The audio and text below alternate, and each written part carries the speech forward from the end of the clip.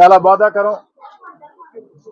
ఈ యొక్క నెల్లూరు రూరల్ నియోజకవర్గం 24వ డివిజన్ ఆర్డిటి కాలనీలో సిపిఎం పార్టీ నాయకులు పెంచలయ్య స్థానికంగా ఉన్నటువంటి తెలుగుదేశం పార్టీ నాయకులతో కలిసి పార్టీలకు అతీతంగా గంజాయికి వ్యతిరేకంగా పోరాటం చేస్తున్నారు.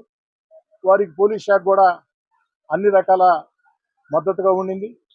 ఆ గంజాయికి వ్యతిరేకంగా పోరాటం చేసే ఈ ఆర్డిటి కాలనీ కమిటీకి పోలీస్ శాఖ అన్ని రకాల మద్దతుగా ఉండింది.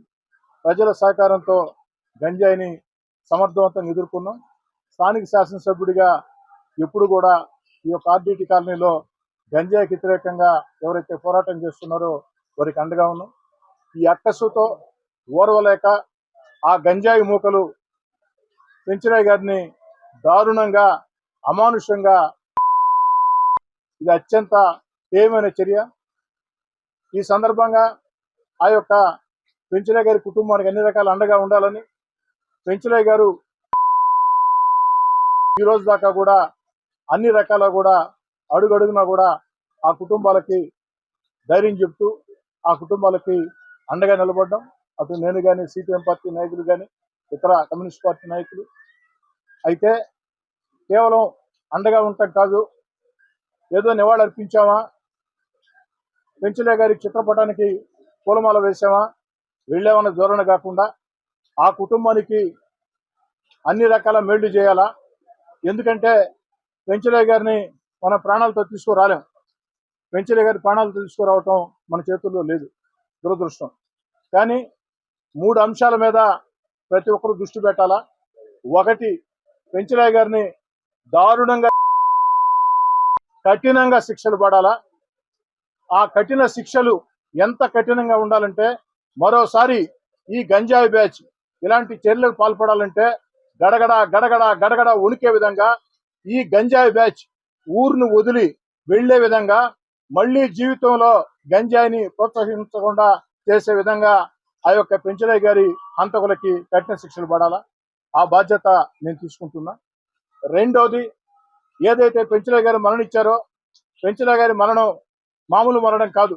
ఈ సమాజంలో 10 మందికి మేలు చేసేదానికి గంజాయికి వ్యతిరేకంగా రాష్ట్ర ముఖ్యమంత్రి చంద్రబాబు నాయుడు గారు, ఉప ముఖ్యమంత్రి పవన్ కళ్యాణ్ గారు, యువనేత నారా లోకేష్ గారు ప్రభుత్వ పరంగా, అదేవిధంగా పార్టీల పరంగా కమ్యూనిస్ట్ పార్టీలు, వివిధ రాజకీయ పార్టీలు అందరూ కూడా ఈ గంజాయికి వ్యతిరేకంగా పోరాటం చేస్తూ గంజాయి మీద ఉక్కు పాదం మోపుతూ ఆ యొక్క గంజాయిని అన్ని రకాల కూడా అరికట్టేదానికి ప్రయత్నాలు చేస్తూ ఉంటే, ఆ యొక్క ఆశయానికి పెంచలయ్య గారు ఈ యొక్క ప్రపంచాగ్నికి నేను సైతం సమిధనంటూ వారు కూడా ముందుకు వచ్చి ఆ 10 మందికి మేలు చేసేదానికి గంజాయికి వ్యతిరేకంగా పోరాటం చేశారు.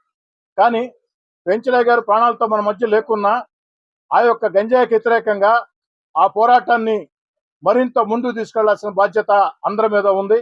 దానికి స్థానిక శాసనసభ్యుడిగా మీ కోటంరెడ్డి శ్రీధర్రెడ్డిగా అన్ని పార్టీలను కలుపుకొని, ప్రజా సంఘాలని కలుపుకొని, మేధావుల సహాయ సహకారాలతో, పోలీసుల సహాయ సహకారాలతో, ముఖ్యమంత్రి చంద్రబాబు నాయుడు గారి ఆశీస్సులతో ఆ యొక్క గంజాయికి వ్యతిరేకంగా ఒక పటిష్టమైన ఉద్యమాన్ని, ప్రజా ఉద్యమాన్ని నిర్వహించాల్సిన అవసరం ఉంది.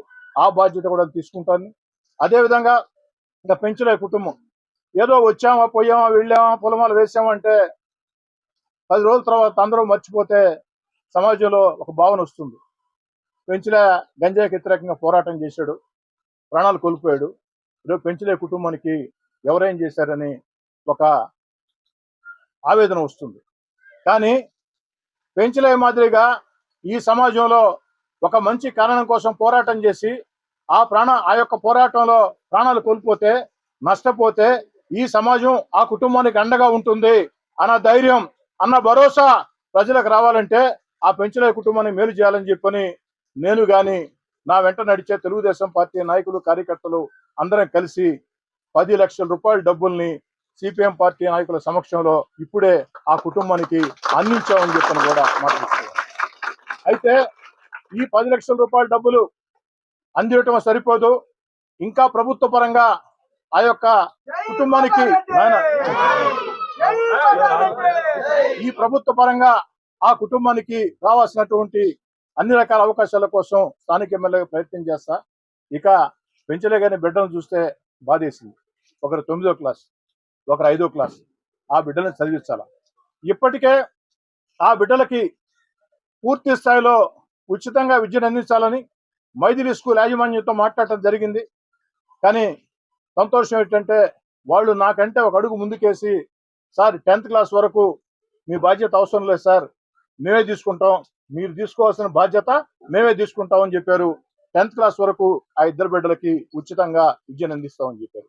ఆ యొక్క మైథిలి స్కూల్ యాజమాన్యానికి కూడా ప్రత్యేకంగా ధన్యవాదాలు తెలియజేస్తున్నాం. ఎందుకంటే ఒక స్కూల్గా ఒక సామాజిక బాధ్యతతో మేము మొత్తం ఏర్పాటు చేస్తామంటే 10th వరకు వద్దు సార్, మేమే చేస్తాం.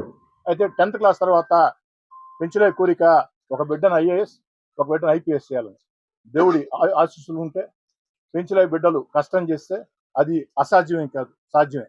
కానీ ఆ యొక్క చదివించాలంటే దానికి కావాల్సిన అన్ని రకాల ఏర్పాట్లు చేయాలనే ఉద్దేశంతో ఒక అబ్బాయి 9th, ఒక అబ్బాయి 5th, వారికి ఇంటర్మీడియట్ దగ్గర నుంచి జూనియర్ ఇంటర్ దగ్గర నుంచి వారు ఎక్కడ దాకా చదువుకుంటారంటే అక్కడ దాకా, జూనియర్ ఇంటర్ దగ్గర నుంచి ఎక్కడ దాకా చదువుకుంటారంటే అక్కడ దాకా పూర్తి స్థాయిలో ఒక ఫీజులే కాకుండా, పుస్తకాలే కాకుండా ఆ చదువుకయ్యే ప్రతి రూపాయి ఖర్చును కూడా నేనే భరించాలా అని నిర్ణయం తీసుకుని ఏదైతే ఏదైతే ఏదైతే ఆ బాధ్యతలు, ఎందుకంటే ఆ బిడ్డలు పెద్ద సరికి నేను ఎమ్మెల్యేగా ఉండొచ్చు, ఉండకపోవచ్చు, లేదు మనిషిగా ఉండొచ్చు, ఉండకపోవచ్చు.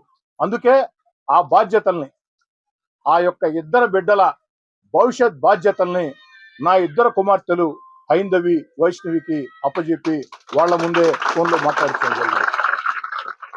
నా ఇద్దరు బిడ్డలు హైందవి బెంగళూరులో ఉంటారు, వైష్ణవి హైదరాబాద్లో ఉంటుంది. వారిద్దరు కూడా మంచి స్థితిలో ఉన్నారు. వారు ఒకటే మాట చెప్పారు, డాడీ ఇప్పటికే మనం కొంతమందిని చదివిస్తున్నాం, వీళ్ళని కూడా చదివిద్దాం. అయితే తక్షణంగా చదువులకి మన సహాయం వారికి అవసరం లేదు కాబట్టి, కొంతకాలం పడుతుంది కాబట్టి బాధ్యత మాది. అలా కాదు అనుకుంటే భవిష్యత్తులో వాళ్ళ చదువులకి, వాళ్ళ ఐఏఎస్ ఐపీఎస్ కావాలంటే, ఆ యొక్క పరీక్షలు రాయాలంటే ఏ కోర్సులు చదవాలా, ఎక్కడ చదవాలా, ఆ యొక్క ఖర్చులకి ఎంత అవుతుందో మీరు చెప్తే మేమిద్దరం, నీ ఇద్దరు కుమార్తెలుగా మేమిద్దరం చెరొక బిడ్డకి ఈ రోజే ఫిక్స్డ్ డిపాజిట్ చేస్తామని కూడా నా యొక్క బిడ్డలు చెప్పడం జరిగింది. నాకు నిజంగా చాలా సంతోషం వేసింది. నా ఇద్దరు బిడ్డలు హైందవి కానీ, వైష్ణవి కానీ, కుమార్తెలుగానే కాదు, నా యొక్క ఆకాంక్షలు, నా యొక్క ఆశయాలు ఈ సమాజంలో 10 మందికి మేలు చేయాలా అన్న ఆలోచన, వాళ్ళు చెప్పిన మాటలు నాకు కూడా ఆలోచన రాలా. అప్పుడు దాకెందుకు డాడీ, ఇప్పుడే చేద్దాం, ఫిక్స్డ్ చేస్తాం ముందుకు వచ్చారంటే, మనం ఎంతో మంది చదివిస్తున్నాం కదా, వీళ్ళని కూడా చదివిద్దాం అని చెప్తే ఇద్దరు బిడ్డలు పెంచిన ఇద్దరు కుమారుల చదువుల బాధ్యత తీసుకున్న నా ఇద్దరు బిడ్డలు, నా కుమార్తెలు కాబట్టి ఇంతకంటే ఎక్కువ చెప్పడం బాగుండదు. నా కుమార్తెలు హైందవి, వైష్ణవికి ప్రత్యేకంగా ఒక నాన్నగా కంటే కూడా ఓ శాసనసభ్యుడిగా, ఓ రాజకీయ కార్యకర్తగా నా ఇద్దరు బిడ్డలకి ధన్యవాదాలు తెలియజేస్తున్నాను. నా యొక్క రెండో అల్లుడు ననిన్, ఆ యొక్క అబ్బాయి 2 సార్లు ఐఏఎస్ ప్రిలిమ్స్ పాస్ అయి మెయిన్స్ లో మిస్ అయ్యాడు. ఐఏఎస్ 2 సార్లు ప్రిలిమ్స్ పాస్ అయి మెయిన్స్ లో మిస్ అయ్యాడు. ఈ ఐఏఎస్ ఐపీఎస్ గురించి పూర్తి అవగాహన ఉంది. అబ్బాయితో మాట్లాడాం. అబ్బాయి ఒకటే మాట చెప్పాడు, ననిన్ మామయ్య 9th క్లాస్ రైట్ టైం, మీరు అబ్బాయి ఫోన్ నెంబర్ నాకు ఇవ్వండి, నాకు అటాచ్ చేయండి, ఇక్కడి నుంచే సమ్మర్ హాలిడేస్లో స్పెషల్ ఎడ్యుకేషన్ క్యాంపులు ఉంటాయి, వాటన్నిటి ఏర్పాటు చేస్తా, నాది బాధ్యత అని చెప్పడం జరిగింది. కాబట్టి మంచి కుమార్తెలు, బాధ్యత తీసుకున్నటువంటి కుమార్తెలు, వారికి అండగా నిలుస్తున్నటువంటి భర్తలు, నా పెద్దలుడు బాలానందరెడ్డి, రెండో అల్లుడు నని, వీళ్ళిద్దరికి కూడా ప్రత్యేకంగా ధన్యవాదాలు తెలియజేస్తూ మళ్ళీ చెప్తున్నానమ్మా, ఈరోజు వచ్చామా, వెళ్ళామా, ఫోటో ముందు పూలేసామంటే అది సాధ్యం కాదు. కానీ పూర్తి స్థాయిలో బాధ్యత తీసుకోవాలా. ఆ బాధ్యత మీ కోటంరెడ్డి శివారెడ్డిగా నేను, నా కుటుంబం తీసుకుంటుంది. మేమే కాదు, నా తమ్ముడు కోటంరెడ్డి గిరి కానీ, ఈ డివిజన్ కార్పొరేటర్ అరవ శాంతి కానీ, అదేవిధంగా శ్రీనివాసులు తెలుగుదేశం పార్టీ ఎస్సీసీఎల్ అధ్యక్షులు, అందరం కూడా అటు సిపిఎం పార్టీ నాయకులు అందరం కూడా అండగా ఉంటాం. ఖచ్చితంగా ఈ గంజాయికి వ్యతిరేకంగా పోరాటం చేద్దాం. అదేవిధంగా ఈ సందర్భంగా ఆర్డిటి కాలనీ పక్షానే కాదు, ప్రజల పక్షాన నెల్లూరు జిల్లా పోలీస్ యంత్రాంగాన్ని, ఎస్ఐ దగ్గర నుంచి, సిఐ దగ్గర నుంచి, డిఎస్పీ దగ్గర నుంచి ఎస్పీ దగ్గర నుంచి ఐజీ గారి దాకా ప్రతి పోలీస్ అధికారిని, ప్రతి కానిస్టేబుల్ని ప్రత్యేకంగా ధన్యవాదాలు. ఎందుకంటే గంజాయికి వ్యతిరేకంగా కఠిన చర్యలు తీసుకోవడమే కాకుండా పెంచిలేని పట్టుకునేదానికి ప్రాణాలకు తెగించి వాళ్ళు పట్టుకున్నటువంటి తీరు నెల్లూరు జిల్లా పోలీస్ శాఖ గౌరవాన్ని పెంచింది. పోలీస్ శాఖ అంటే ప్రజల్లో ఒక భరోసానిచ్చింది. ప్రత్యేకంగా ఎస్పీ గారికైనా, ఏదైతే నెల్లూరు రూరల్ డిఎస్పీ ఘట్టమనేని శ్రీనివాస్ గారికైనా, నెల్లూరు రూరల్ సిఐ వేణు గారికైనా, వారి సహకరించిన వేదాయపాలెం సిఐ శ్రీనివాసరావు గారైనా, వారి సహకరించిన ఎస్ఐలైనా, కానిస్టేబుల్ అయినా అందరికీ నగర ఇంటి సభ్యుడిగా అన్ని రకాల కూడా నా మద్దతు మీకు ఉంటుంది. రాష్ట్ర ముఖ్యమంత్రి చంద్రబాబు నాయుడు గారి ఆలోచన, ఆకాంక్ష ఈ యొక్క గంజాయిని కఠినంగా, ఏదైతే గంజాయి బ్యాచ్ల్ని కఠినంగా అణచివేయాలా, ఉక్కు పాదంతో అణచివేయాలా, ఉప ముఖ్యమంత్రి పవన్ కళ్యాణ్ గారి ఆలోచన, లోకేష్ గారి ఆలోచన, మీరు దీన్ని ముందుకు తీసుకెళ్ళండి. ఈ ప్రభుత్వం అన్ని రకాల మీతో ఉంటుందని తెలియజేస్తూ, ప్రభుత్వ పరంగా ఆ కుటుంబం రావాల్సిన ఇతరత్ర సహాయాలు కూడా వాటి కోసం కూడా నా వంతు ప్రయత్నం చేస్తానమ్మా. ఇక ఆర్డిటి కాలనీ పరంగా కనీసపాటి వస్తువులు కొంతవరకు చేయగలిగాం. ఆ కొంత కూడా తల్లి చేసింది నేనేనమ్మా. ఈ ఆర్డిటి కాలనీకి ఎవరు వచ్చినోళ్ళు కాదు, పోయినోళ్ళు కాదు. ఇంకా కూడా చేయాల్సిన పనులు చాలా ఉన్నాయి. ఖచ్చితంగా కాలనీకి కూడా పనులు చేస్తామని తెలియజేస్తూ, పెంచలయ్య గారి గుర్తుగా మీ అందరితో మాట్లాడి, సిపిఎం నాయకులతో మాట్లాడి, పెంచలయ్య గారి గుర్తుగా, పెంచలయ్య గారి సేవలు, పెంచలయ్య గారి ఆకాంక్ష నిలబడేటట్టు ఒక విగ్రహాన్ని కూడా ఈ యొక్క ఆర్డిటి కాలనీలో ఏర్పాటు చేస్తామని. అదేవిధంగా ఈ యొక్క ఆర్డిటి కాలనీ ఇంకా కనీసపాటి వస్తువులు కల్పించున్నాం. ఇంకా చేయాల్సిన పనులు ఉన్నాయి. ఈరోజు పెంచలయ్య గారి మరణం సందర్భంగా వారి ఆత్మశాంతి కలగాలనే ఉద్దేశంతో 50 లక్షల రూపాయలు ఈ ఆర్డిటి కాలనీ అభివృద్ధికి వారం రోజుల్లో నిధులు కేటాయించి టెండర్లు పిలిపిస్తానని చెప్పి కూడా మాట ఇచ్చింది. ఇక పెంచలయ్య గారు లేరు, మీరు ఎవరో భయపడాల్సిన అవసరం లేదమ్మా. పెంచలయ్య గారి ఆశయం బతుకుంది, మేమందరం బతుకున్నాం, సిపిఎం నాయకులందరూ బతుకున్నారు, పోలీసులంతా ఉండరు. ఈ ఆర్డిటి కాలనీలో ఆ యొక్క గంజాయికి వ్యతిరేకంగా పెంచలయ్య ఏర్పాటు చేసినటువంటి కమిటీ ఏ నిర్ణయం తీసుకుంటే ఆ నిర్ణయానికి మేమందరం కట్టుబడి ఉంటాం, మేమందరం ప్రోత్సహిస్తాం. ధైర్యంగా ఉండండి.